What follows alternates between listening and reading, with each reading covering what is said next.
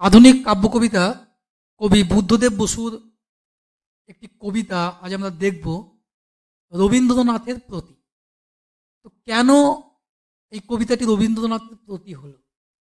Actually এই যে কবিতাটি, এটা কবি বুদ্ধদেব বসুর 22 শ্রাবণ যে কাব্যগ্রন্থ, সেই কাব্যগ্রন্থের মধ্যে অন্তর্গত একটা কবিতা এই রবীন্দ্রনাথের প্রতি। এবং এই কবিতায় দেখানো হয়েছে, ফোটানো হয়েছে যে যুদ্ধের পটভূমিকায় দেশব্যাপী যে নিদারুণ দুর্দিন দেখা দিয়েছে, ঠিক সেই সময় বা তারই পরিপ্রেক্ষিতে স্মরণ করেছেন কাকে? বিশ্বকবি রবীন্দ্রনাথ ঠাকুরকে।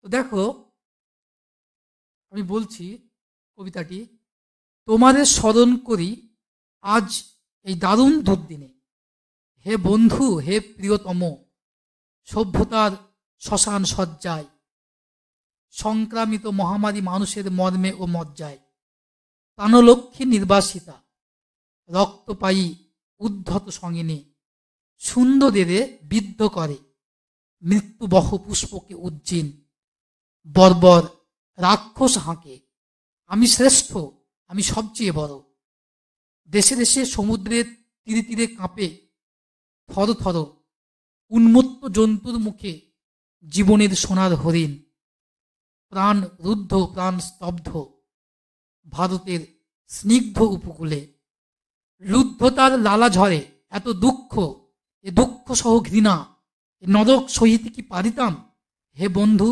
যদি না লিপ্ত হতো রক্তে মোর, বিদ্ধ হতো গুরু মর্মমূলে, তোমার অক্ষয় মন্ত্র অন্তরে লোভেছে তব বাণী, তাই তো মানি না ভয়, জীবনেরই জয় হবে জানি। এটা হচ্ছে মূল কবিতা। আর এই কবিতাটির বিষয়বস্তু যেটা, এটা আমি আগেই বলেছি যে কবি বুদ্ধদেব বসু তাঁর 22 শ্রাবণ কাব্যগ্রন্থের অন্তর্গত রবীন্দ্রনাথের প্রতি কবিতায় যুদ্ধের পটভূমিকায় দেশব্যাপী যে নিদারুণ দুর্দিন দেখা দিয়েছে, তারই পরিপ্রেক্ষিতে তিনি স্মরণ করছেন কবি, বিশ্বকবি রবীন্দ্রনাথ ঠাকুরকে। মানব সভ্যতার আজ শ্মশানের চিতা সজ্জায় শায়িত, ফ্যাসিস্ট নাৎসি দস্যুরা সভ্যতার কল্যাণময় সৃষ্টি সকলকে গ্রাস করেছে, শক্তির দম্ভ মহামারীর মতো পৃথিবীর দিকে বিস্তার লাভ করেছে, মানুষের কর্মে ও মজ্জায় সেই মহামারীর সংক্রমণ, মানুষের জীবনের আনন্দ সুখ স্বাচ্ছন্দ্য স্বাভাবিক শক্তি সবই আজ কেড়ে নিয়েছে শক্তি স্পর্ধা দস্যুর দল। রক্তপায়ী উদ্ধত সঙ্গিনের কাছে মানুষের প্রাণের কোনো দাম কিন্তু নেই। চতুর্দিকে কি?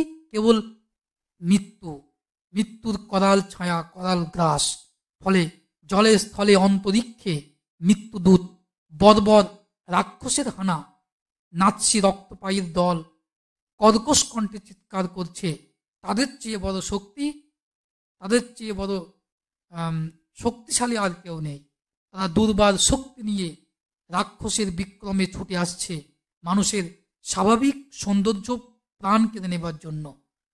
উন্মত্ত জন্তুর দল সোনার হরিণের খোঁজে দেশে দেশে দিকে দিকে দাপিয়ে বেড়াচ্ছে, তাদের পশু শক্তির ভয়ে মানুষের প্রাণ আজ শিহরিত, বিকম্পিত।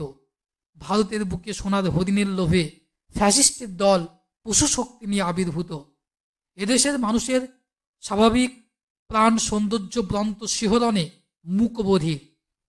ভারতের স্নিগ্ধ শান্ত পরিবেশেও আজ বর্বর রাক্ষসের হুঙ্কার, লোভে মদমত্ত লালা নিঃসরণ।